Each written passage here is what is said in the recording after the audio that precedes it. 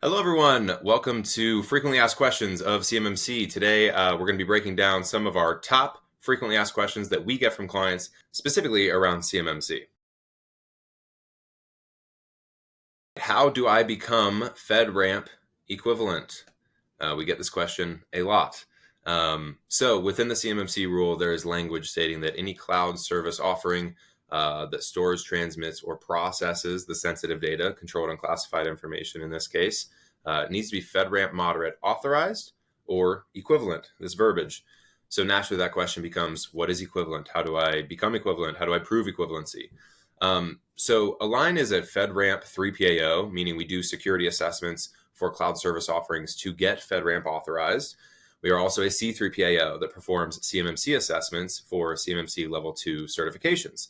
So this is kind of the mix of both of our worlds because we do both of these, and CMMC drives the requirements for commercial organizations to get FedRAMP authorized or equivalent. So what does equivalent mean? For a while, it wasn't really known until the DoD came out with a specific memo stating and clarifying, hey, this is what would be deemed as FedRAMP equivalent. Basically, in that memo, it outlines for us a body of evidence that you need to submit. At the end of the day, what it means you need to do is you need to become compliant to the FedRAMP moderate baseline controls. And then you need to go through a third-party security assessment with a 3PAO, an official 3PAO that does FedRAMP assessments. And you need to have them assess you and validate that you are meeting all of those FedRAMP moderate baseline controls. So the way that you would then prove equivalency, and the DoD memo outlines this, there's a specific body of evidence there that you need to submit. So go to that memo for the full list, but it basically outlines all the documentation that you need, your system security plan, the documentation that you're going to put together with a 3PAO when they come in and assess you, like a security assessment plan, a SAP, security assessment report, a SAR, anything and everything in between. And then the way you prove equivalency is you submit that body of evidence to show other organizations, hey, we had a 3PAO come in. Here's all of our body of evidence showing their assessment findings, our system security plan, all of the different items that are mentioned in the body of evidence. And that is how you're proven equivalent.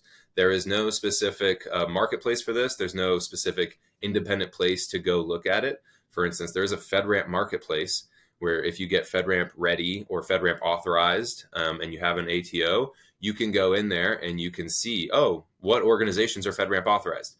You cannot go see who is FedRAMP equivalent.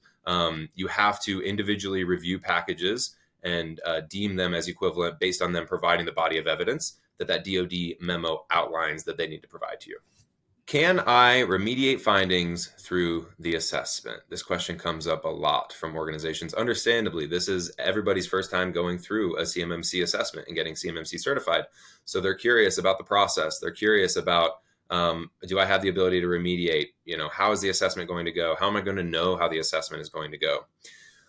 There are a few mechanisms into the CMMC assessment process. The CAP, that's an official guidance document that's put together by the C3PAO accreditation body, which is the Cyber AB. And in that CAP, that guide, there are 4 main phases to the assessment. And within those 4 main phases, there are, as I see it, about 3 sort of gates in the system, if you will, in terms of allowing for potential remediation of items. The first one happens in phase 1 of the assessment. So phase 1, what we actually do as the C3PAO is we're going to ingest some of your documentation, like your system security plan, different network diagrams, that sort of stuff. Basically, what we have to do is we have to validate that that is completed and that there is a complete and thoroughness to that will allow us to assess you properly. So really quickly to clarify what that is not us saying, do we think you'll pass the audit or not? It is, do you have enough here and complete enough documentation for us to thoroughly decide whether you're meeting these controls or not? So that's the first sort of gate in the process, is we have to validate that your documentation is sufficient and complete, and that you have the availability of evidence, that you have evidence to support that.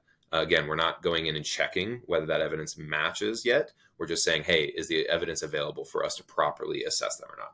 So if you aren't meeting those things, you need to go back and fix those before we move into the actual assessment process. Then the second sort of gate in the process, if you will, that may allow for some remediation happens in phase 2. So once you pass phase 1, phase 2 is the detailed actual assessment, what you would think of as getting audited. So that's where we are conducting interviews with personnel, reviewing evidence and artifacts, and lining up, hey, per assessment objective, is this met or not met? Within that, there is a window that the CAP allows and the 32 CFR program rule allows, which is 10 days. So 10 days after the end of the assessment process, you have to resubmit evidence to the C3PAO showing that you are compliant. So if something was marked as not met, as an example, then you have that time and 10 business days to the end of phase 2 of the assessment to resubmit evidence saying, oh, we actually think we are meeting this. So here you go. We would reassess it. And then that could be remediated from not met to met in the process. So that's the second point in time that you may have the option to sort of remediate findings. The third is built into the overall process. So I talked about the first two steps of the assessment process. The phase 3 is really finalizing a lot of things on the back end on our end, uploading scores into EMAS, putting together reporting, things like that. If, however, you have not met all of the 110 practices that you need to receive a level 2 certification, there is an optional POAM closeout phase that you could go into to close out any remaining items and remediate them. There are some stipulations. Not every control is eligible. You really only meet that requirement if you're meeting at least 80% of the overall controls. There's 110 controls, so that equates to you meeting 88 of the practices. So if you're meeting 88 of the practices and none of them are 3 or 5 pointers, they're all 1 pointers, you can put that into a plan of action and milestone, and then you actually get a period of 180 days to then go remediate those items. You get a conditional certificate in the interim. Then you get 180 days to remediate those. You resubmit those to a C3PAO, re-engage with them. They would reassess those and then validate that you have remediated the POAMs. And then that conditional certificate that you have then goes into a full-blown level 2 certification. What do I need to get into A-LIGN's assessment queue? The way the process works, if you're interested in getting into our queue and getting into our priority scheduling, is we'll have an initial discovery call. We'll understand your scope, your goals for timing, your overall goals for compliance and level 2 CMMC certification. And then we'll give you guys a proposal. Once we come to an agreement on the actual proposal, all we need to do is get under contract. Once we're under contract, that gets you in our assessment queue so that you can have priority in our actual scheduling for those assessments. What is your backlog? So I'm sure a lot of you guys in the community have been hearing various things about the backlogs with different C3PAOs. The long and short of it is there is a massive demand for these certifications, these level 2 CMMC certifications, and there's only so many organizations or C3PAOs that can issue those certifications and do those assessments as of today. Now, the C3PAOs continue to ramp up, but as we're seeing it right now, a lot of C3PAOs have a really long backlog between when you get under contract with them and when they would actually be able to start the assessment with you. At A-LIGN, we have one of the better backlogs. We've invested very heavily into our resource pool of CCAs and CCPs. So we have a very wide, broad team of assessors that can do this work. Because of that, we have about 8 to 10 week backlog. So if you're somebody who's wanting to move quickly, you want to get ahead of the game, you want to be an early adopter and make sure that this is not going to be an issue for you for any of your contracts coming up, and you feel that you're going to be ready for that assessment in the shorter term, talk to us about what it looks like. Obviously, that 8 to 10 week time frame is as of recording today. That is almost certainly going to change. How much will it change? Nobody really knows. But we certainly anticipate the demand to continue to increase more and more.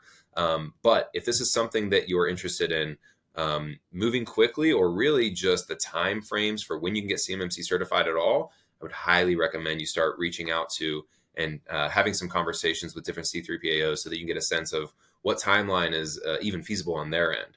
Because it's one thing to think about, hey, when are we going to be assessment ready? When do we want to start that? You need to make sure that that's going to be able to match up with your assessor's availability as well.